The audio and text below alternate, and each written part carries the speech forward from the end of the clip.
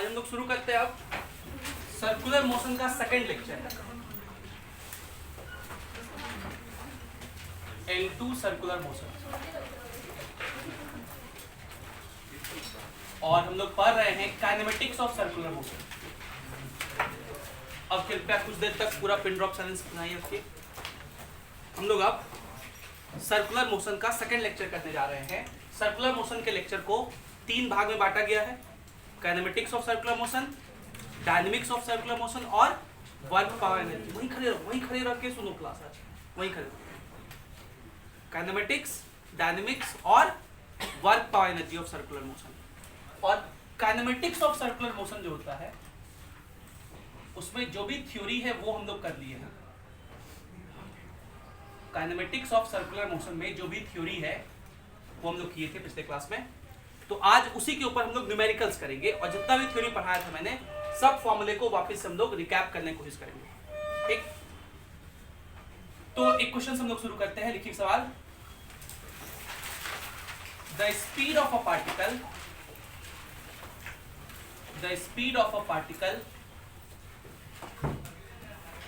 executing circular motion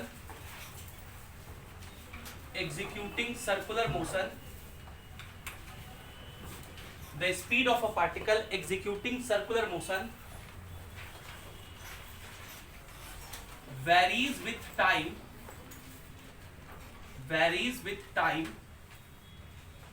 as v is equals to 4t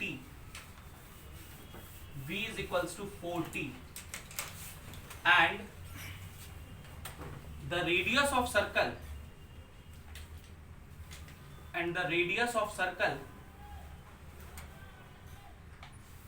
is 2 meter. If the mass of particle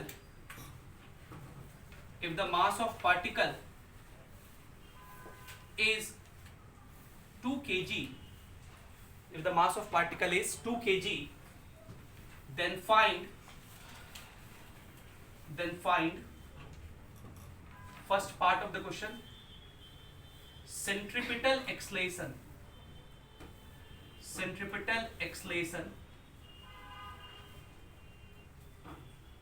Second part, centripetal force.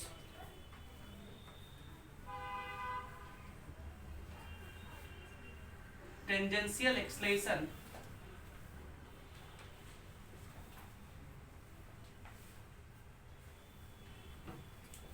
Next, tangential force.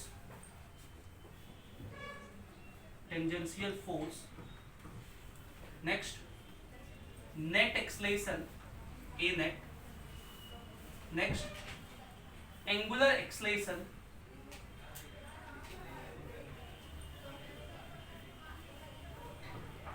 Next, सारा चीज हम एक ही question में करा देंगे। Net acceleration, angular acceleration और last the angle made by net acceleration with velocity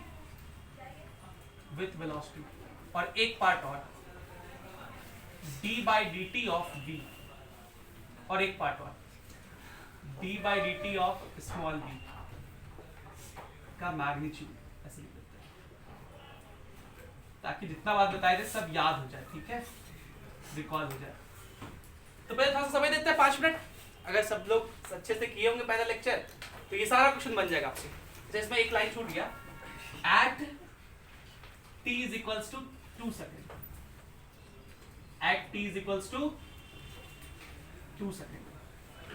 इतने parameters आप कैलकुलेट कर लीजिए तो आपका काइनेमेटिक्स ऑफ सर्कुलर मोशन हो जाएगा। तो चलिए ट्राई कीजिए कुछ लोग।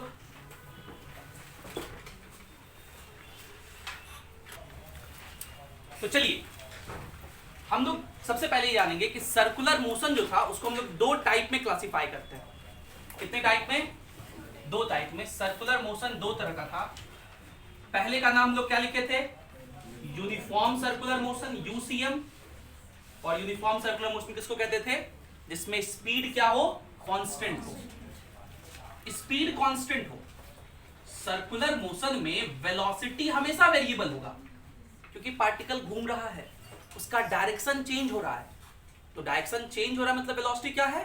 चेंज हो रहा है। तो सर्कुलर मोशन में वेलोसिटी हमेशा क्या होता है? वेरिएबल होता है। कभी ऐसा नहीं हो सकता कि वेलोसिटी कांस्टेंट हो। लेकिन स्पीड क्या है? Constant. What is the meaning of speed constant? इसका मतलब यह है कि मान लीजिए ये सर्कुलर मोशन है, इस इंस्टेंट पे अगर वो 5 मीटर पर सेकंड से ऊपर जा रहा है, तो इस इंस्टेंट पर भी उसका स्पीड कितना है? 5 मीटर पर सेकंड ही है, लेकिन वेलोसिटी कितना है? देखो यहां पे वेलोसिटी कितना लिखेंगे? 5j cap. यहां पे वेलोसिटी क्या लिखेंगे? -5i cap. यहां पर स्पीड क्या कहेंगे? 5। यहां पर भी स्पीड? स्पीड कांस्टेंट की variable? Velocity variable. Circular motion में वेलोसिटी हमेशा वेरिएबल होता है और स्पीड क्या रहता है? कांस्टेंट रहता है। कब? अगर वो कौन सा सर्कुलर मोशन हो? Uniform circular motion. तो यूनिफॉर्म सर्कुलर मोशन में स्पीड कांस्टेंट रहता है, लेकिन वेलोसिटी क्या है? वेरिएबल है। वेलोसिटी क्या है? वेरिएबल है। लेकिन अगर ये पूछा जाए कि वेलोसिटी वेरिएबल क्यों है, क्या वेरी कर रहा है वेलोसिटी का, तो कहेंगे मैग्नीट्यूड नहीं, डायरेक्शन। वेलोसिटी वेरिएबल है क्यों? Because of changing direction. Because of changing direction. और जब वेलोसिटी वेरिएबल होता है, जब वेलोसिटी वेरिएबल होता है, तो वेलोसिटी वेरिएबल का मतलब क्या होगा? यहां पे एक्सेलरेशन होगा। क्या होगा? और यह वह एक्सेलरेशन है जो कि सिर्फ और सिर्फ क्या चेंज कर रहा है? डायरेक्शन चेंज कर रहा है। तो वह एक्सेलरेशन जो सिर्फ और सिर्फ डायरेक्शन चेंज करे, उसको सेंट्रीपिटल एक्सेलरेशन कहते हैं। क्या कहते हैं? ये सिर्फ और सिर्फ डायरेक्शन को चेंज करवाता है, मैग्नीट्यूड को नहीं। इस केस में सिर्फ और सिर्फ एक ही एक्सेलरेशन लग रहा है, जिसका नाम क्या है? सेंट्रीपिटल एक्सेलरेशन, जिसका फॉर्मूला लिखे थे v²/r। और यहाँ पे v स्पीड है, क्योंकि स्पीड का ही स्क्वायर कर सकते हैं। r क्या है? Radius of this circle. Centripetal acceleration centre के तरफ लगता है। यहां पर सेंट्रीपिटल एक्सेलरेशन इसके तरफ इधर लगेगा, यहां पर सेंट्रीपिटल एक्सेलरेशन इसके तरफ इधर लगेगा। अब ये बताओ, ये जो सेंट्रीपिटल एक्सेलरेशन है, ये कांस्टेंट है कि वेरिएबल? सेंट्रीपिटल एक्सेलरेशन वेरिएबल है, कांस्टेंट नहीं है। मैग्नीट्यूड वाइज कांस्टेंट है इस केस में, क्योंकि 5 तो v का वैल्यू फिक्स है, r भी फिक्स है। मैग्नीट्यूड वाइज फिक्स है, लेकिन डायरेक्शन वाइज वेरी कर रहा है। और एक्सेलरेशन कैसा क्वांटिटी है? वेक्टर की स्केलर। तो जब भी एक्सेलरेशन बोलेंगे तो आप वेक्टर डायरेक्शन के साथ लिखेंगे। तो यहां पे कहेंगे एक्सेलरेशन है इधर की तरफ -i कैप में, यहां पर -j कैप में। तो एक्सेलरेशन तो चेंज कर रहा है, ठीक है। तो सेंट्रीपिटल एक्सेलरेशन मैग्नीट्यूड में इस केस में कांस्टेंट है, लेकिन पूरे के पूरे वैल्यू के साथ देखा जाए, डायरेक्शन के साथ देखा जाए तो वेरिएबल है। तो पहला बात हम लोग ये सीखे कि सर्कुलर मोशन दो तरह का होता है। एक को कहते हैं यूनिफॉर्म सर्कुलर मोशन और दूसरे को कहते हैं non uniform circular motion. Non uniform circular motion. Uniform circular motion उसको कहते हैं जिसमें स्पीड कांस्टेंट हो। नॉन यूनिफॉर्म सर्कुलर मोशन उसको कहते हैं जिसमें स्पीड वेरिएबल हो। स्पीड क्या हो? और यहां जो सवाल दिया गया है, इस सवाल में ये कह रहा है कि जो स्पीड है पार्टिकल का, वो कितना लिखा हुआ है? 4t। तो ये बताइए, स्पीड कांस्टेंट दिख रहा है आपको कि वेरिएबल दिख रहा है? वेरिएबल। कैसे दिख रहा है वेरिएबल? क्योंकि t के अलग अलग वैल्यू के लिए ये अलग अलग होगा। इक्वेशन का मतलब ही होता है वेरिएबल। अगर v लिखा रहता 5 मीटर पर सेकंड तो कहते हैं कांस्टेंट, तब यूनिफॉर्म सर्कुलर मोशन कहते हैं। ये कैसा सर्कुलर मोशन है? Non uniform circular motion. Non uniform circular motion का क्या मतलब? कि यहां पे दोनों चीज चेंज होगा, डायरेक्शन तो चेंज होगा ही होगा, दूसरा मैग्नीट्यूड भी चेंज होगा। डायरेक्शन को तो वही सेंट्रीपिटल एक्सेलरेशन ही चेंज कराएगा, जो मैग्नीट्यूड को चेंज कराता है उसको हम लोग क्या बोलते हैं? Tangential acceleration.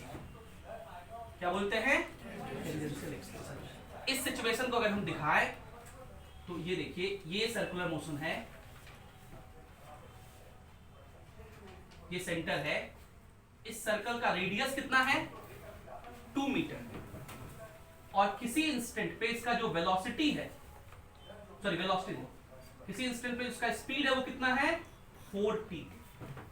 तो यहां पर दो एक्सलेशन होंगे और एक एक्सलेशन तो सेंटर की तरफ लगेगा जिसको हम लोग सेंट्रीपिटल एक्सलेशन कहेंगे, और दूसरा इस वेलोसिटी की तरफ लगेगा जिसको हम लोग टेंजेंशियल एक्सलेशन कहेंगे। अब सबका वैल्यू कैलकुलेट करते हैं। सेंट्रीपिटल एक्सलेशन का फॉर्मूला देखो, अभी लिखे सेंट्रीपिटल एक्सलेशन का फॉर्मूला क्या होता है, v square by r।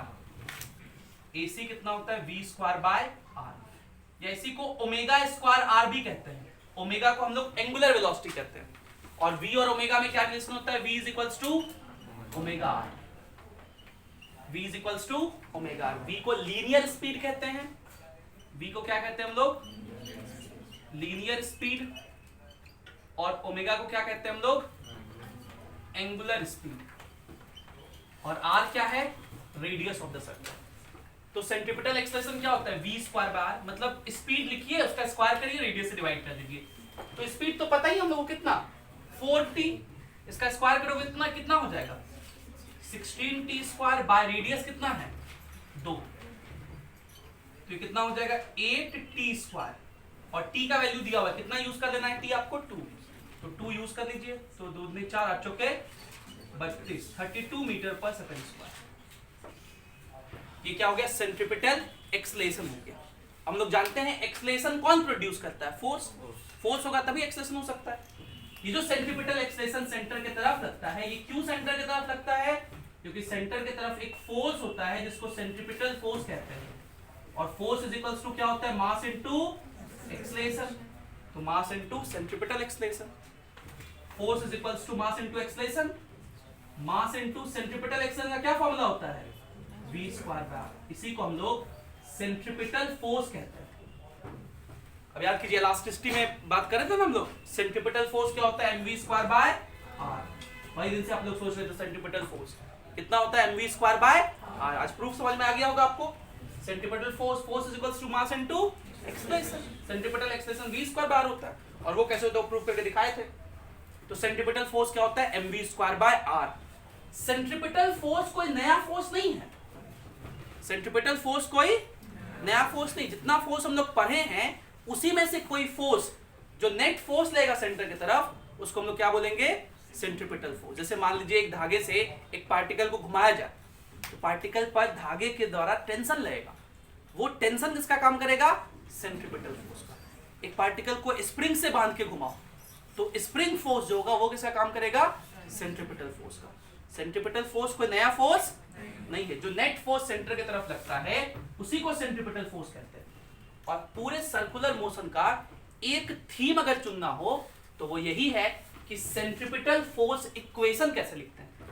Centripetal force equation कैसे लिखते हैं, सेंट्रीपिटल फोर्स इक्वेशन लिखने का तरीका ये है कि आप नेट फोर्स टुवर्ड्स सेंटर लिखिए, नेट फोर्स टुवर्ड्स सेंटर लिखिए, और उसको किसके बराबर कर दीजिए, mv स्क्वायर बाय r। इसी को सेंट्रीपिटल फोर्स इक्वेशन कहते हैं। तो खैर सेंट्रीपिटल फोर्स हम लोग को निकालना है, तो बहुत आसान है निकालना। फॉर्मूला क्या है, mv स्क्वायर बाय r। तो मास कितना है, आ गया मास, ये रहा मास। मास है 2 kg, और बाकी v स्क्वायर बाय r तो निकाले चुके 32, तो 32 दूनी 32 इंटू 2 64 न्यूटन, ये हो जाएगा सेंट्रीपिटल फोर्स का वैल्यू। अगला चलिए, टेंजेंशियल एक्सलेशन। जब कोई non uniform circular motion execute करता है तो यहां पर दो एक्सलेशन होते हैं, एक तो सेंट्रीपिटल, देखिए ये वाला जो दिखाए थे, और दूसरा टेंजेंशियल एक्सलेशन। और टेंजेंशियल एक्सलेशन का फॉर्मूला होता है d by dt of v। Speed का डिफरेंशिएशन हमें कौन सा एक्सलेशन देता है, टेंजेंशियल एक्सलेशन। याद रहे, स्पीड का डिफरेंशिएशन कौन सा एक्सलेशन देता है, टेंजेंशियल एक्सलेशन।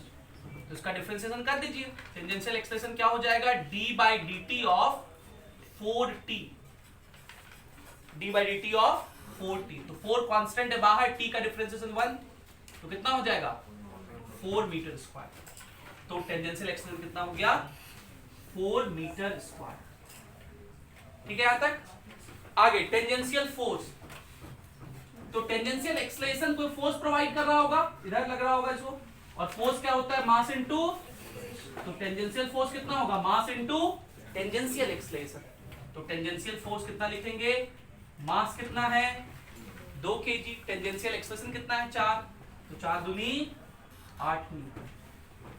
नेट एक्सेलरेशन देखिए, AC ऐसे लग रहा है और AT ऐसे लग रहा है, दोनों का नेट इधर बीच में होगा, और नेट एक्सेलरेशन का क्या फॉर्मूला होता है, under root AC square plus AT square, तो ये जगह अंडर रूट AC स्क्वायर 32 का स्क्वायर 1024 प्लस AT स्क्वायर 4 का स्क्वायर 16, तो कितना हो जाएगा 1040, और इसका रूट कितने के आसपास होगा 32.5 मीटर पर सेकंड स्क्वायर, ठीक है, अप्रोक्सीमेटली उतना ही होगा।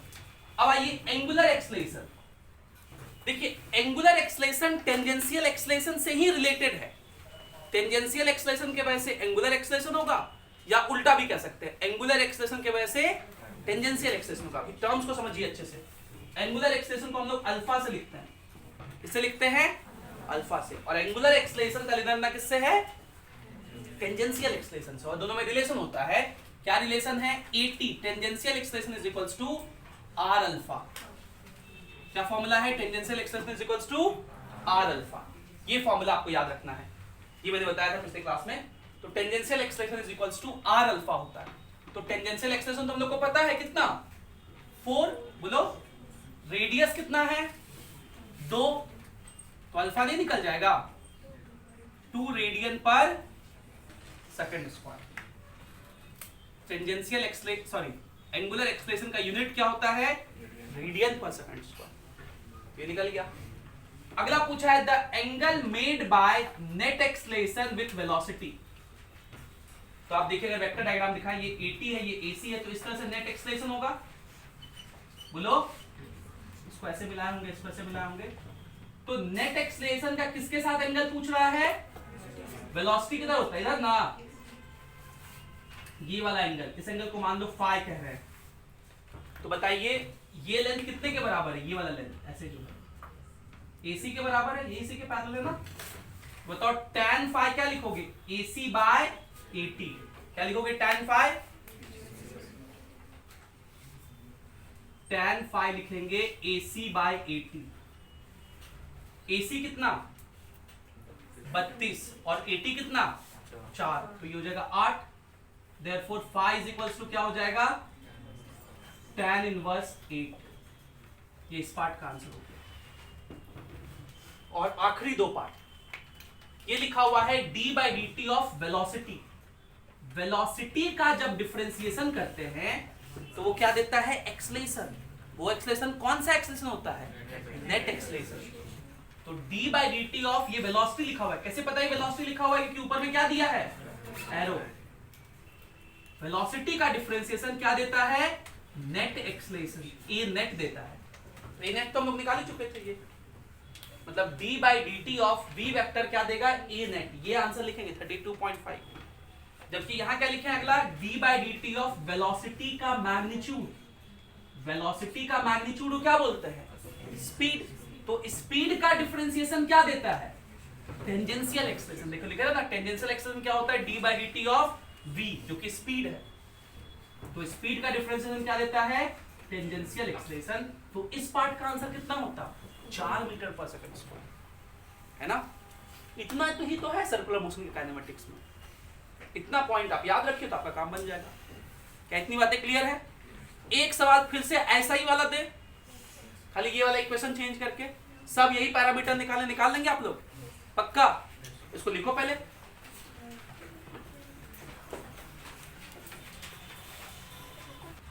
चलिए, तो अब हम लोग जितना भी बात पढ़े हैं इसके ऊपर कुछ सवाल कर लें, तो हम लोग का काइनेमेटिक्स ऑफ सर्कुलर मोशन समाप्त हो जाएगा। आपके पैकेज में कुछ 2 अच्छे सवाल और 1-2 बेसिक सवाल दिए हुए हैं। तो ये हम लोग 2, 3, 2, 5, 6 सवाल कर लेंगे अभी अगर हम लोग, तो हम लोग का काइनेमेटिक्स मोटा मोटी सर्कुलर मोशन का समाप्त हो जाएगा। बाकी 1-2 टर्मिनोलॉजी है, वो हम लोग को आगे मिलेगा पैकेज के सवाल में। वर्क पर एनर्जी में एक जगह मिलेगा रेडियस ऑफ कर्वेचर, तो वो हम लोग करेंगे। जैसे अभी एक मिलेगा एंगुलर वेलोसिटी निकालना, वो एक कॉन्सेप्ट है, वो हम लोग अलग करेंगे। बाकी मोटा मोटी इतना जो है उतना ही काइनेमेटिक्स ऑफ सर्कुलर मोशन है। तो चलिए पहला सवाल लिखिए, ये आपके एग्जांपल नंबर 22 पे दिया हुआ है। काइनेमेटिक्स का पैकेज में अगर आपको याद हो तो सर्कुलर मोशन इंक्लूडेड था, लॉज ऑफ मोशन के पैकेज में भी था। तो आज हम काइनेमेटिक्स का पढ़ा रहे हैं, तो काइनेमेटिक्स के पैकेज में जितना सीपीपी पे सवाल है, एग्जाम्पल में सवाल है, और जो प्रैक्टिस क्वेश्चन रहता है JEE mains, JEE advance, NEET वाला, वो सारा क्वेश्चंस में जहां जहां सर्कुलर मोशन है सब हम अभी क्लास में करा दे रहे हैं, ठीक है, ताकि सबका सर्कुलर मोशन का काइनेमेटिक्स एक साथ खत्म हो जाए। अगले क्लास में हम लोग जो लॉज ऑफ मोशन वाला पार्ट है वहां पे डायनेमिक्स वाला पार्ट करेंगे। डायनेमिक्स वाला पार्ट में मतलब थ्योरी कम है, थ्योरी खत्म हो गया यहीं पे। डायनेमिक्स में खाली सेंट्रीपिटल फोर्स इक्वेशन लिखना पड़ेगा अलग अलग एग्जांपल्स में हम लोग को, ठीक। तो चलिए मेरे साथ पहला सवाल लिखिए, पहला, दूसरा, तीसरा, तीनों सवाल का आंसर सब लोगों का आ जाना चाहिए। लिखिए पहला सवाल, ये आपके एग्जांपल 22 पे है। अ particle moves in a circle, a particle moves in a circle of radius 0.5 meter, of radius 0.5 meter with linear speed of 2 meter per second. Find its angular speed. Find its angular speed.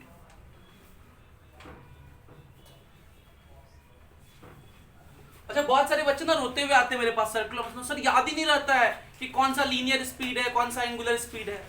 तो मूर्खों, ऐसे मूर्खों के लिए सीधा सा example है। जैसे मान लो ये लीनियर स्पीड यहाँ तो कह दिया है, लेकिन मान लो सिर्फ स्पीड कहता, तो आप किसको देखिए, यूनिट को। अगर यूनिट मीटर पर सेकंड में है तो मतलब वो v है, अगर यूनिट रेडियन पर सेकंड में है मतलब वो ओमेगा है। फिर बोलते सर एक्सलेशन देख के फीलिंग नहीं आता कौन सा क्या है, तो अगर मीटर पर सेकंड स्क्वायर में है तो या तो सेंट्रीपिटल या तो टेंजेंशियल या तो नेट होगा, और अगर रेडियन पर सेकंड स्क्वायर में है तो वो क्या है, अल्फा, ठीक है। और अल्फा से क्या निकाल सकते हैं, अल्फा किससे रिलेटेड है, टेंजेंशियल एक्सलेशन। इस बात को याद रखना है, अल्फा कोई अलग चीज नहीं है। चलिए ये सवाल करिए सब लोग। और दूसरा सवाल है, the speed of a particle moving in a circular path. बात नहीं, खुद से ट्राई करना। ये सवाल भी अगर डिस्कस करके कर रहे हो तो नालायक हो। दोनों सवाल खुद से करिए। Moving in a circle of radius 4 metre, sorry of radius 2 metre, varies with time as v is equals to t square, where t is in seconds and v is in meter per second. Find radial, tangential and net acceleration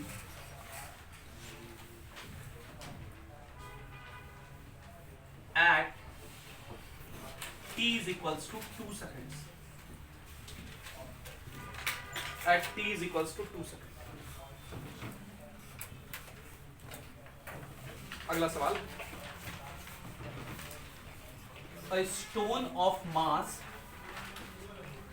0.3 kg is tied to the end of a string in horizontal plane,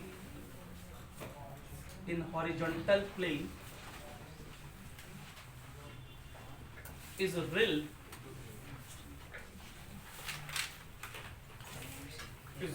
round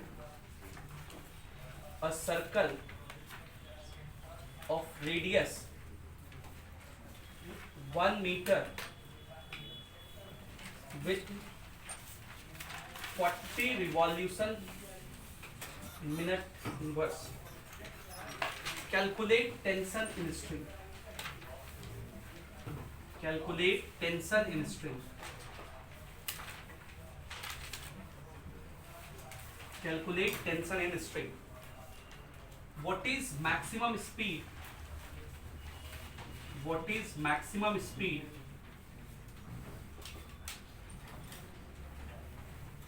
what is maximum speed with which the stone can be railed? With which the stone can be railed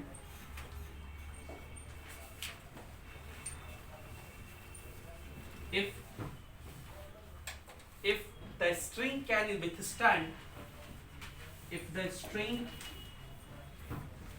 can withstand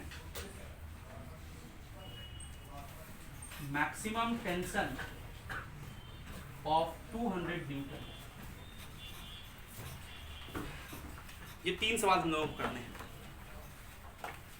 चलिए पहला सवाल सब लोग का आगे answer. पहला सवाल में क्या है देखिए, a particle moves in a circle of radius 0.5 metre, तो क्या दिया हुआ हम लोग को, आर दिया हुआ है, विथ लीनियर स्पीड 2 मीटर पर सेकेंड, तो ये क्या दिया हुआ है, v। और आपसे क्या पूछा है, एंगुलर स्पीड बताइए, मतलब ओमेगा पूछा है। इससे आसान सवाल क्या ही हो सकता है, कभी भी एग्जाम में आएगा, स्कूल में आ सकता है। तो क्या क्या दिया हुआ है, वी आर, और क्या पूछा है, कौन सा formula, v is equals to omega, तो v पता है 2, ओमेगा इंटू 0.5 मतलब 1/2, तो ओमेगा कितना हो जाएगा, 4 रेडियन पर सेकेंड, आंसर। ठीक है, अगला सवाल कह रहा है एक पार्टिकल, इसका स्पीड है v t स्क्वायर के बराबर, तो ये कौन सा motion, non uniform circular motion, मतलब इसमें सारे एक्सेलरेशन होंगे, इसमें सारे एक्सेलरेशन होंगे। रेडियस दिया हुआ है 2 मीटर, और आपसे क्या पूछा है, रेडियल एक्सेलरेशन। रेडियल एक्सेलरेशन मतलब जो रेडियस के तरफ लगता है। तो सेंट्रीपिटल एक्सेलरेशन के 3 नाम है, सेंट्रीपिटल एक्सेलरेशन के 3 नाम है, तीनों नाम याद रखिएगा। उसको सेंट्रीपिटल एक्सेलरेशन भी कहते हैं क्योंकि वो रेडियस की तरफ लगता है, इसलिए उसी को रेडियल भी कहते हैं। और सर्कल का जो नॉर्मल होता है वो रेडियस ही होता है। आप अगर अपना क्लास 10th याद करो तो सर्कल में पढ़े थे, सर्कल का एक प्रॉपर्टी कि टेंजेंट जो होता है वो रेडियस के परपेंडिकुलर होता है, तो उस रेडियस को हम लोग नॉर्मल भी कहते हैं। तो जब भी रेडियल कहे ना, इसका मतलब समझना है कौन सा एक्सेलरेशन निकालना है, सेंट्रीपिटल एक्सेलरेशन मतलब AC निकालना है। और क्या निकालना है, टेंजेंशियल एक्सेलरेशन मतलब AT निकालना है। और क्या निकालना है, नेट एक्सेलरेशन मतलब A नेट निकालना है। और क्या निकालना है, नहीं दिया हुआ है, also find angular acceleration, also find angular acceleration. क्या सब लोग पुट करके निकालिए सारा।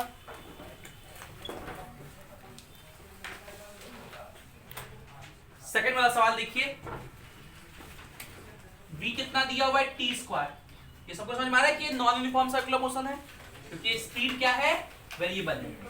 पहला काम हम लोग करेंगे, टेंजेंशियल एक्सेलरेशन निकाल लो। टेंजेंशियल एक्सेलरेशन क्या होता है, d by dt of speed, मतलब d by dt of speed. तो दिया हुआ हम लोग कितना, t स्क्वायर। तो बताइए t स्क्वायर का डिफरेंशियल कितना होता है, 2t, और t का वैल्यू कितना यूज करना है, 2 सेकंड। अच्छा कुछ लोग पता है गलती क्या करेगा, सर t का वैल्यू 2 सेकंड दिया हुआ ना, तो 2 यहां पुट कर दीजिए, तो 2 का स्क्वायर हो गया 4, मतलब स्पीड हो गया 4, और स्पीड 4 हो गया सर, तो ये नॉन यूनिफॉर्म सर्कुलर मोशन कैसे हुआ, 4 तो कांस्टेंट ना होता है, और सर 4 का डिफरेंशियल तो 0 होगा, टेंजेंशियल एक्सेलरेशन 0, उसको मार्क्स में मिलता है 0, है ना। ऐसा कोई 0 नहीं ना आप लोग में, आप लोग सब हीरो है ना। चलिए बढ़िया, तो 2t, t का वैल्यू रख दीजिए 2, तो कितना हो जाएगा, 4 मीटर पर सेकंड स्क्वायर। ये हो गया टेंजेंशियल एक्सेलरेशन। सेंट्रीपिटल एक्सेलरेशन का formula v square by r, v square इसका स्क्वायर मतलब t का पावर 4 बाय r, तो t का पावर 4, t है 2, 2 का पावर 4 कितना होगा, 16, बाय रेडियस कितना है 2, तो AC हो गया 8 मीटर पर second square. Net acceleration, A net क्या क्या फॉर्मूला होता है, under root AC square plus AT square. तो अंडर रूट AC स्क्वायर, 8 का स्क्वायर 64 प्लस 80 स्क्वायर, 4 चौके 16, तो कितना हो जाएगा रूट 80। और रूट 80 को हम लोग क्या लिख सकते हैं 4 रूट 5, 4 रूट 5 मीटर पर सेकंड स्क्वायर। ये हो गया टेंजेंशियल, सॉरी ये हो गया नेट एक्सेलरेशन। और क्या पूछा आपसे, एंगुलर एक्सेलरेशन। एंगुलर एक्सेलरेशन किसको बोलते हैं, अल्फा को। और क्या फॉर्मूला होता है हम लोग के पास, AT is equals to R alpha.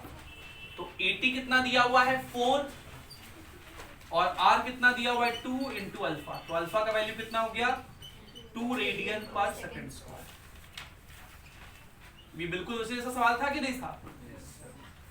इसको लिखिए, फिर अगला सवाल क्वेश्चन नंबर ये वाला बनाइए। ठीक है, बनाइए।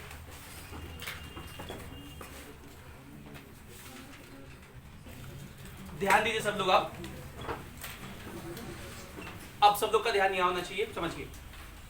एक स्टोन है, उसका मास कितना है 0.3 kg।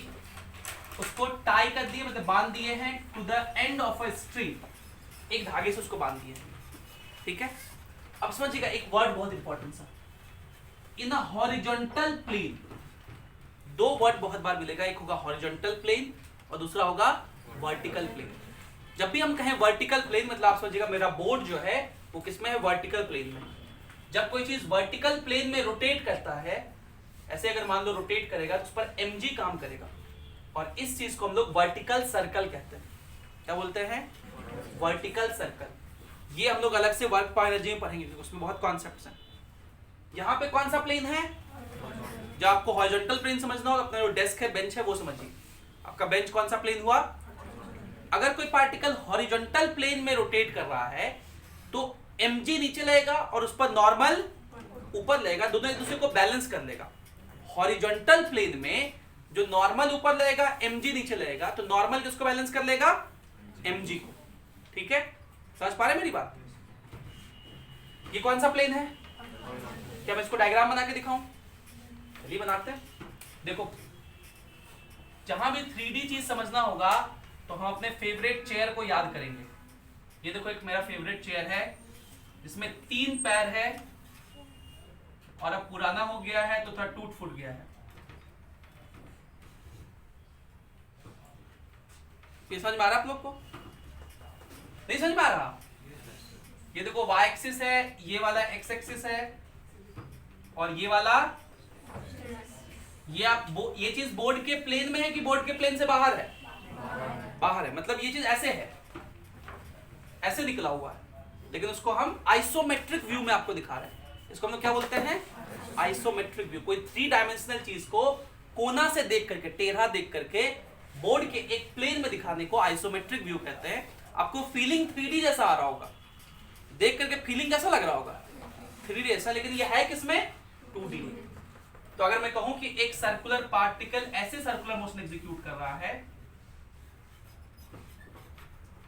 ये सर्कल नहीं बना हुआ है, ये ओवल बना हुआ है, लेकिन आपको फीलिंग सर्कल जैसा आ रहा है ना, बोलो।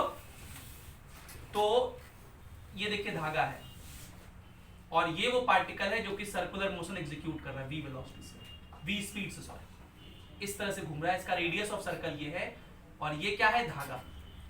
तो अगर हम इसका FBD बनाएं तो इस पर टेंशन T इधर की तरफ लगेगा। सर्कुलर मोशन होने के लिए सेंट्रिपिटल फोर्स होना मस्ट नेसेसरी है।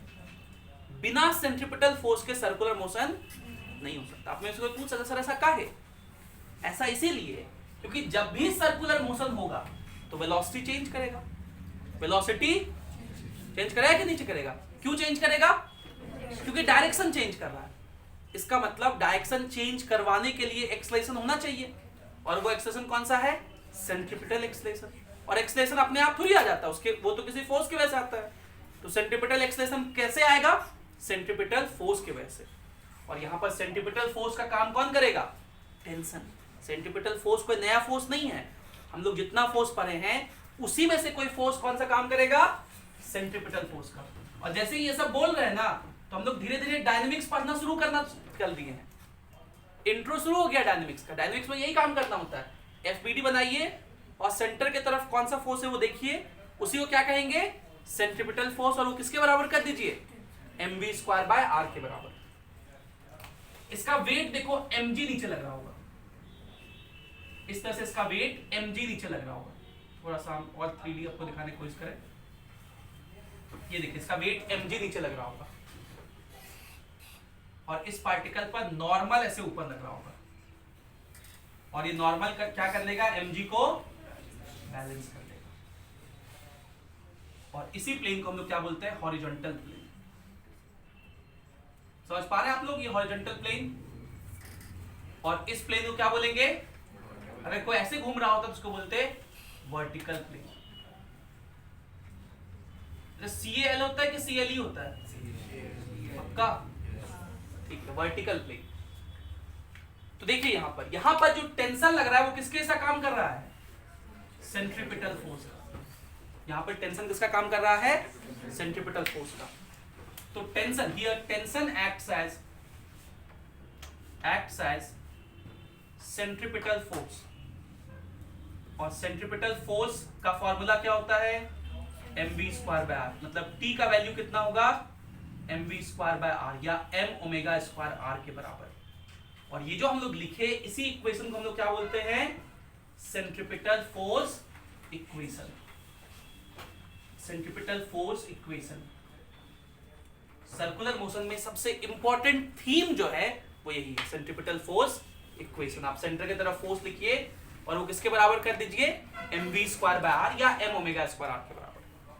अब चलिए यहां पढ़ते सवाल क्या लिखा हुआ है, इज रिल्ड, रिल्ड मतलब होता है घुमाना, whirled round a circle of radius 1 metre.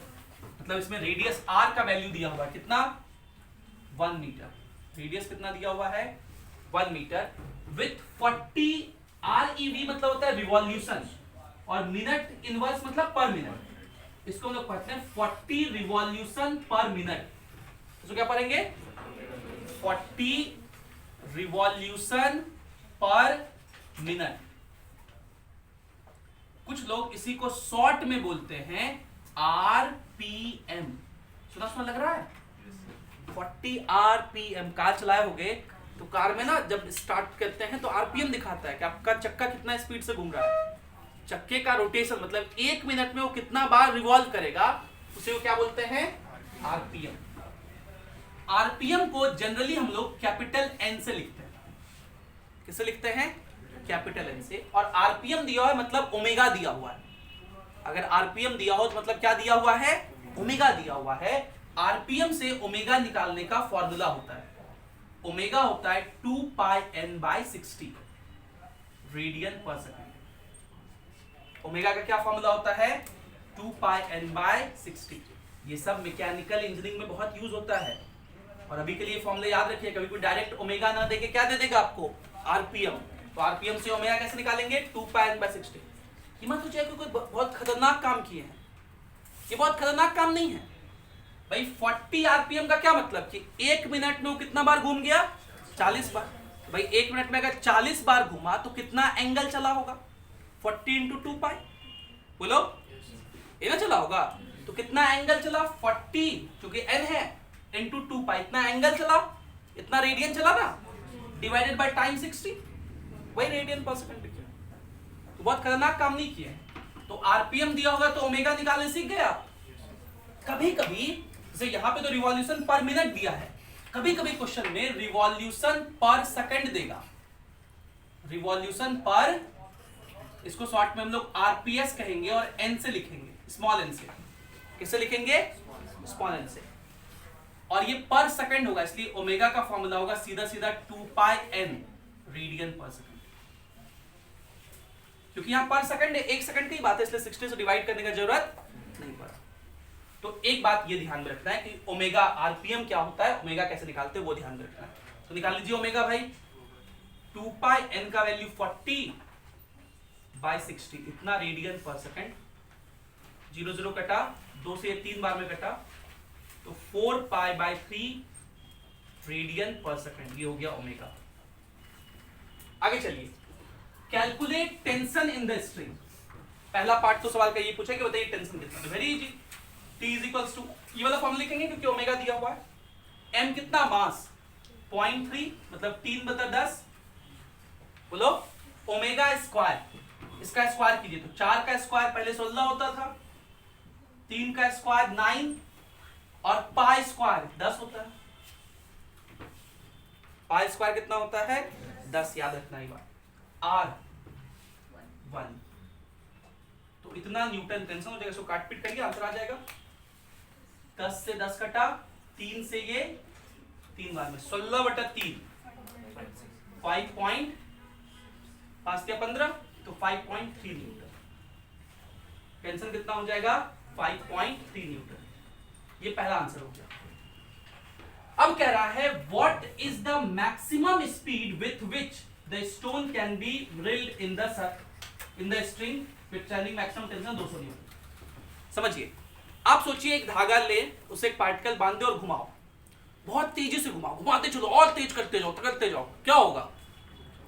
एक समय वो धागा टूट जाएगा। क्या होगा? वो धागा का एक मैक्सिमम स्ट्रेंथ होगा, उसको बोलते हैं ब्रेकिंग स्ट्रेंथ। उतना वो झेल सकता है, उससे ज्यादा पे वो क्या होगा? टूट जाएगा। तो आप सोच के देखिए ऐसा क्यों हो रहा है।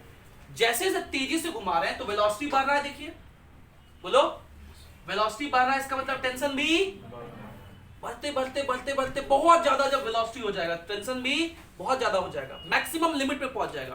बोलेगा देख भैया इससे ज्यादा वेलोसिटी मत करना, और मान लो तुम उससे भी ज्यादा किए वेलोसिटी, तो क्या हो गए? फेंका जाओगे। और वो पार्टिकल किधर फेंकाएगा? धागा टूटेगा, पार्टिकल किधर फेंकाएगा? मतलब सेंटर के तरफ कि सेंटर से दूर के तरफ? दूर के तरफ, उधर साइड फेंकाएगा, है ना? ऐसा सही में होता है। कभी बचपन में साइकिल चलाते वक्त बहुत तेजी से टर्न लिए थे? वहां भी यही होता है। फ्रिक्शन का एक लिमिट है, कभी देखिए गाड़ी अगर बहुत ज्यादा टर्न लो ऐसे, तो फ्रिक्शन जो होता है वहां पे सेंट्रीपिटल फोर्स का काम करता है। हम लोग पढ़ेंगे टर्निंग ऑन सर्कुलर रोड, अगले लेक्चर में पढ़ेंगे। तो वहां बताएंगे जो फ्रिक्शन होता है ना, वही हम लोग को सेंट्रीपिटल फोर्स प्रोवाइड करता है ताकि टर्न कर सके। इसलिए लिखा होता है टर्निंग पे गति सीमा 20 किलोमीटर/आवर, आगे तीखा मोड़ है, लिखा रहता है ना, शार्प टर्न अहेड, गति सीमा स्पीड लिमिट इतना किलोमीटर/आवर, मतलब उतना तक फ्रिक्शन प्रोवाइड करेगा सेंट्रीपिटल फोर्स। लेकिन फ्रिक्शन का तो औकात है, याद करो, उससे ज्यादा स्पीड से चल गए तो क्या होगा? किधर फेंकाएंगे? सेंटर के तरफ कि सेंटर से दूर? सेंटर से दूर। और बगल में क्या है? खाई, उसमें गए, राम नाम सत्य है, सबका यही कहते हैं। खैर, तो क्वेश्चन क्या कह रहा है कि मैक्सिमम स्पीड बताइए। जब स्पीड मैक्सिमम होगा तब टेंशन भी क्या हो जाएगा? मैक्सिमम जो वो झेल सकता है, और वो दे दिया है। कितना मैक्सिमम टेंशन झेल सकता है? 200। Putting the formula, getting the answer कि भाई जब टेंशन कितना हो जाएगा 200, मास तो अभी भी 3/10 है, तब V कितना होगा बताना है। और R का वैल्यू कितना है? 1।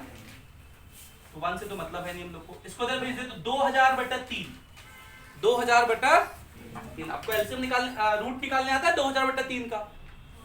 हम निकाल के दिखाए। 2000 का पहले कैसे निकालोगे? तो पहले सोचो 100 का कैसे निकालेंगे? 10। 100 निकाल लिए 2000 में से, तो बचा कितना? 20। 20 से कैसे निकालेंगे? 4 × 5 होता है 20, तो 2√5, और √5 एक बार कहानी सुनाए थे 2.23 होता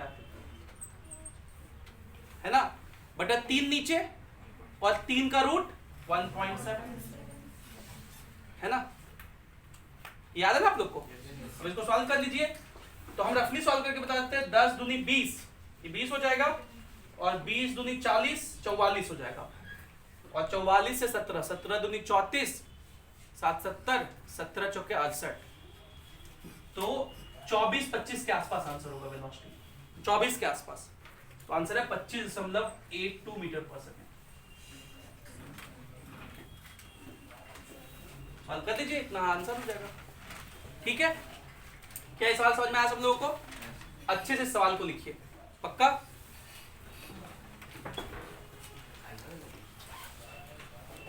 अच्छा, ये कैसा सर्कुलर मोशन था? यूनिफॉर्म। देखिए इसका ओमेगा कितना लिखा हुआ, मतलब जो n है 40 रिवॉल्यूशन पर मिनट। ये 40 क्या है? कांस्टेंट है ना? मतलब जो भी आरपीएम हो, आरपीएम अगर कांस्टेंट है तो ओमेगा भी कांस्टेंट होगा, ओमेगा कांस्टेंट है तो v भी कांस्टेंट होगा, v = ओमेगा r होता है। तो ये कांस्टेंट है, इसलिए कौन सा मोशन है? Uniform circular motion. हम लोग को 90% केस यूनिफॉर्म सर्कुलर मोशन का ही पढ़ना है, लेकिन 10% case non uniform circular motion का भी पढ़ना है, वो भी हम लोग पढ़ेंगे। एक बात और अगली क्लास में मैं बताऊंगा बहुत डिटेल में, जब डायनेमिक्स वाले क्वेश्चन पाएंगे, तो जब हम लोग यूनिफॉर्म सर्कुलर मोशन पढ़ते हैं तब एक ही इक्वेशन लिखना होता है, सेंट्रीपिटल फोर्स इक्वेशन। लेकिन जब नॉन यूनिफॉर्म सर्कुलर मोशन होगा तो एक तो टेंजेंशियल एक्सेलेरेशन भी होगा ना, इधर की तरफ होगा, वो इस वाले एक्सिस में, इस वाले एक्सिस में एक और एक्सेस होगा टेंजेंशियल, तो इधर की तरफ भी हम लोग एक इक्वेशन लिखते हैं, उसको बोलते हैं टेंजेंशियल फोर्स इक्वेशन। तो नॉन यूनिफॉर्म सर्कुलर मोशन जब पढ़ेंगे तो ये दोनों इक्वेशन सिखाएंगे आपको। अगले लेक्चर में डायनेमिक्स में ये सब पूरा बात लिखवाएंगे कि सर्कुलर मोशन के क्वेश्चन को कैसे सॉल्व करना होता है, उसके स्टेप्स होते हैं। ये 3 एक्सिस हैं, ये तीनों एक्सिस का नाम मैं बता दे रहा हूँ। इसको बोलते हैं रेडियल एक्सिस, क्या बोलते हैं, रेडियल। इसको बोलते हैं टेंजेंशियल एक्सिस, और इसको बोलते हैं axis perpendicular to the plane of circular motion. ये सर्कुलर मोशन का प्लेन है, उसके ये परपेंडिकुलर है। रेडियल एक्सिस में हमेशा सेंट्रीपिटल फोर्स इक्वेशन लिखते हैं। जो सेंट्रीपिटल फोर्स इक्वेशन लिखते हैं किस एक्सिस में लिखते हैं, रेडियल एक्सिस में। टेंजेंशियल एक्सिस में हम लोग नेट फोर्स 0 कहते हैं अगर यूनिफॉर्म सर्कुलर मोशन हो, लेकिन अगर नॉन यूनिफॉर्म सर्कुलर मोशन हो तब टेंजेंशियल फोर्स इक्वेशन इसी में लिखते हैं। और ये वाला जो एक्सिस है, जो plane perpendicular to axis perpendicular to plane है, इसमें हमेशा नेट फोर्स 0 होता है। कैसा भी सर्कुलर मोशन हो, इस वाले एक्सिस में नेट फोर्स 0 होता है, क्योंकि अगर इस वाले एक्सिस में नेट फोर्स हो गया तो फिर ये सर्कुलर मोशन नहीं रहेगा। मान लो ऊपर फोर्स ज्यादा हो गया तो ये धीरे धीरे ऊपर होते जाएगा, उसको हेलिकल मोशन कहते हैं। क्या बोलते हैं, पढ़ना है भी, और मैं ही पढ़ाऊंगा मैग्नेटिक्स में। जब हम लोग 12th क्लास में मैग्नेटिक्स पढ़ेंगे तो वहां यही डायग्राम फिर से बनाएंगे और बोलेंगे देखो ये चेयर याद है ना, 3 टांग वाला चेयर, तो उसमें दिखाएंगे हेलिकल मोशन। ये यूं करके ऐसे देखो राइज करते जाएगा, इसको हेलिक्स कहते हैं। थोड़ा सा अच्छे से नहीं दिखाया है,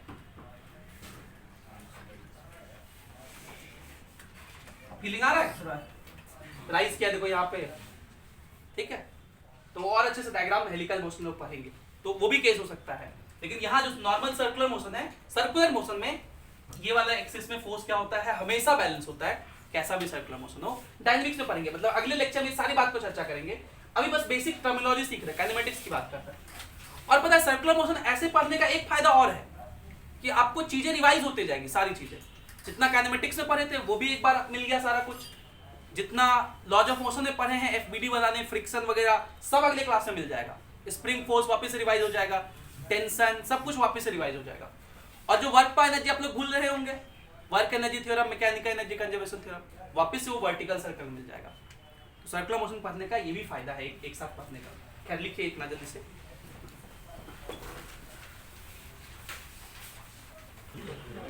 चलिए देखिए, सीपीपी के ये 2 सवाल करने और फिर एक पॉइंट जो मुझे बताया था उस पे बेस्ड ये सवाल है। तो देख ले एक बार सवाल। A wheel of radius 2 metre, एक व्हील है उसका रेडियस कितना है, 2 मीटर है। तो आर का वैल्यू दिया हुआ है and it is making 60 revolution पर मिनट। तो रिवॉल्यूशन पर मिनट मतलब क्या दिया हुआ है, आरपीएम। ये आरपीएम, आरपीएम को हम लोग किससे लिखते थे, कैपिटल एन से, और इससे हम लोग का ओमेगा आता है, कितना होता है 2 पाई n बाय 60। तो 2 पाई इंटू n का वैल्यू तो 60 है, 60 बाय 60 कट गया, ये कितना हो जाएगा ओमेगा 2 पाई रेडियन पर सेकेंड। और आपसे पूछा है कैलकुलेट लीनियर वेलोसिटी, तो v इज इक्वल्स टू, और ओमेगा कितना है 2 पाई और रेडियस कितना है 2, तो 4 पाई मीटर पर सेकेंड, मतलब 4 इंटू 3.14, 12.56 मीटर पर सेकेंड। अगला सवाल है, एक बॉडी है उसका मास कितना है 1.5 kg, it is making 2 revolution पर सेकेंड। मतलब ये क्या दिया हुआ है, आरपीएस दिया हुआ है, रिवॉल्यूशन पर सेकेंड, इसको एन से लिखते हो, कितना दिया हुआ है 2। तो ओमेगा कितना हो जाता है 2 पाई एन, मतलब 4 पाई रेडियन पर सेकेंड, ये दिया हुआ है omega. In a circle of radius 0.25 metre, radius दिया हुआ है। कैलकुलेट लीनियर वेलोसिटी, तो v is equals to omega R, मतलब 4 पाई इंटू आर का वैल्यू ये 1/4 है, मतलब पाई मतलब 3.14 मीटर पर सेकेंड। सेंटीमीटर एक्सलेशन, क्या फॉर्मूला सेंटीमीटर एक्सलेशन का? v square by R. तो v स्क्वायर, v तो पाई है, पाई का स्क्वायर कितना हो जाएगा 10 बाय रेडियस कितना है मतलब 1/4, तो 4 ऊपर 40 मीटर पर second square. Centimetre force, mass into centimetre acceleration, तो मास कितना दिया 1.5 और सेंटीमीटर एक्सलेशन 40 मतलब 60 न्यूटन। कितना हो जाएगा 60 न्यूटन। अब एक पॉइंट समझिए, एक हम जो अलग से क्वेश्चन कराने जा रहे हैं, कभी कभी क्या होगा कि कोई पार्टिकल के बारे में दिखाएगा कि किसी इंस्टेंट पे कोई पार्टिकल का वेलोसिटी दिया हुआ है, ये वेलोसिटी दिया है 10 मीटर पर सेकंड। अब ये सर्कुलर मोशन एग्जीक्यूट नहीं कर रहा है, सर्कुलर मोशन एग्जीक्यूट नहीं कर रहा है, लेकिन पूछा जा सकता है आपसे ऐसे कि इस इंस्टेंट पर अगर हम लोग सेंटर इमेजिन करें O है, कितना सेंटर इमेजिन करें O है, तो इस इंस्टेंट पर इस पार्टिकल का O के अबाउट एंगुलर वेलोसिटी क्या होगा या एंगुलर स्पीड, मतलब ओमेगा पूछेगा आपसे, एंगुलर वेलोसिटी या एंगुलर स्पीड, ओमेगा क्या होगा ये बताइए।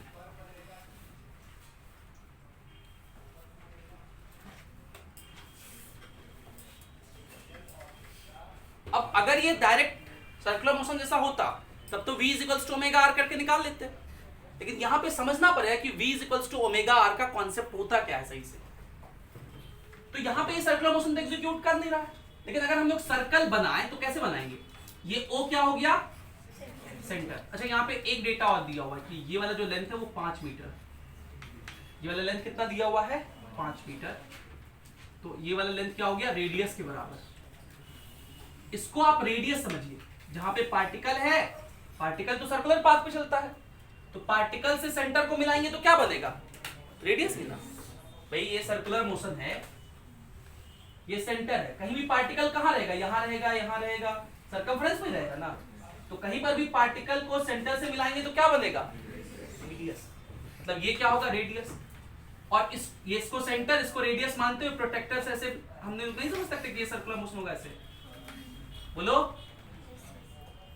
पक्का, क्या था कोई दिक्कत। मतलब इस पॉइंट पर हम लोग दो लाइन बना लेते हैं, एक तो टेंजेंशियल, इसको लाइन को क्या बोलेंगे टेंजेंट, और इस लाइन को क्या बोलेंगे रेडियल, कहेंगे ना जी, जो रेडियस के लॉन्ग है, और वेलोसिटी इन दोनों में नहीं है।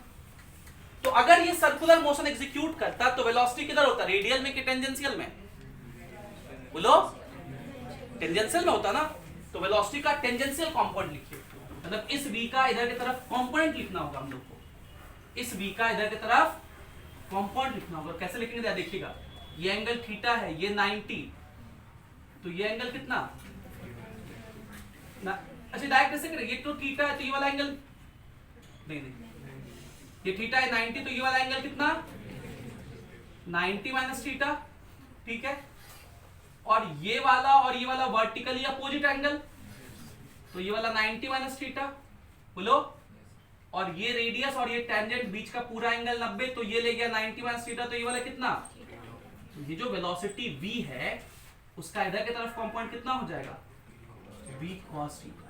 ये जो वेलोसिटी है ये उसका सर्कुलर मोशन अगर एग्जीक्यूट करता तो वेलोसिटी होता, और रेडियस तो जानते हैं, तो ओमेगा का क्या फॉर्मूला होता है v is equals to omega R, v is equals to, तो v कौन सा लेंगे v cos थीटा वाला, ये क्यों लेंगे समझ में आया पक्का।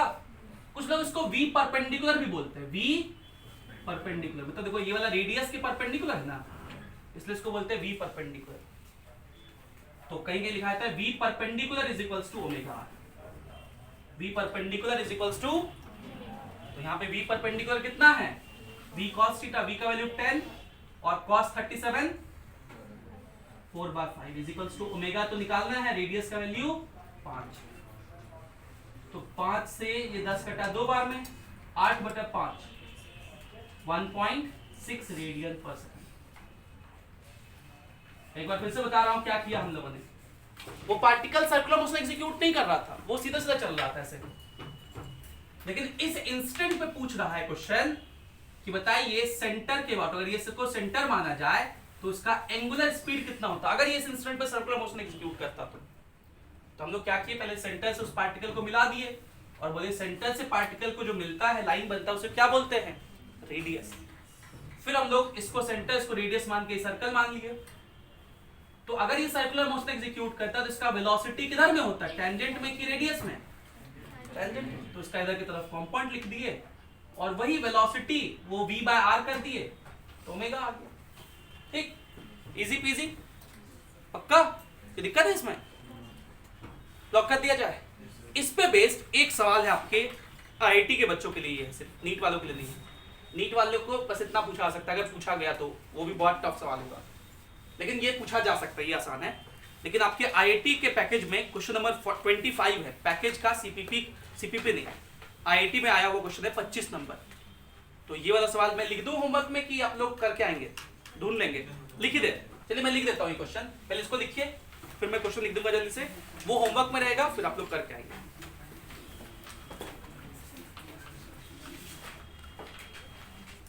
चलिए मैं ये सवाल लिख देता हूं यहाँ पे, और ये आईआईटी जेईई के लिए बहुत इंपॉर्टेंट है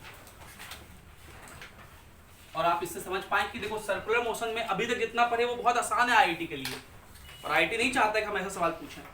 तो उसने कैसे पूछा है, देखिए कि एक एरोप्लेन है इस तरह से, ये एरोप्लेन इस तरह से उड़ रहा है h हाइट पर, ये ग्राउंड है और ग्राउंड से कितना हाइट पे उड़ रहा है एरोप्लेन, h हाइट पर, v स्पीड। तो इसको ऐसे दिखा दिए, ये क्या है, एरोप्लेन। और इस इंस्टेंट पर एक रडार है जो कि यहां से यूं करके यहां पे वो रडार है, ये रडार देख रहा है उसको, और ये वाला एंगल इस इंस्टेंट पे थीटा है, इसका स्पीड ये v है इस लाइन में से। तो क्वेश्चन पूछा है, क्वेश्चन मैं लिख दे रहा हूं स्टेटमेंट पूरा, अ radar observes an aeroplane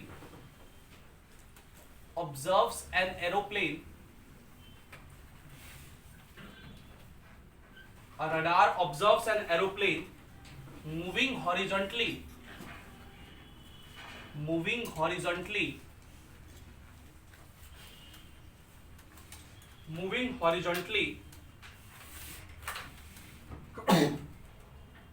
with v, full stop. Find ratio of angular acceleration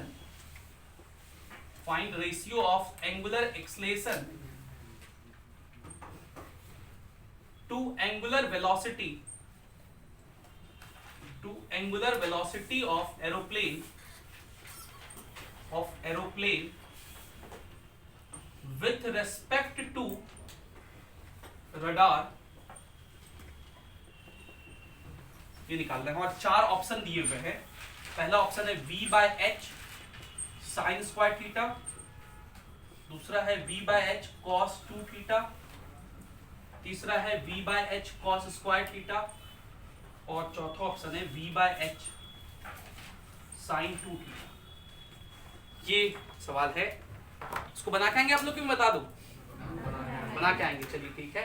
तो अगले लेक्चर में हम लोग ये वाला सवाल डिस्कस करेंगे और उसी के साथ काइनेमेटिक्स ऑफ सर्कुलर मोशन समाप्त होता है। एक टॉपिक और है रेडियस ऑफ कर्वेचर, वो मैं आगे करा दूंगा वर्क पावर एनर्जी वाले पोर्शन में, क्योंकि वो पैकेज के उसी पार्ट में है। ठीक है, तो इतनी बातें काफी है सर्कुलर मोशन काइनेमेटिक्स के लिए। अगली क्लास से हम लोग डायनेमिक्स शुरू करेंगे, ये क्वेश्चन करा देंगे और डायनेमिक्स बताएंगे। So this is it for the day, thank you for being with us, have a great day.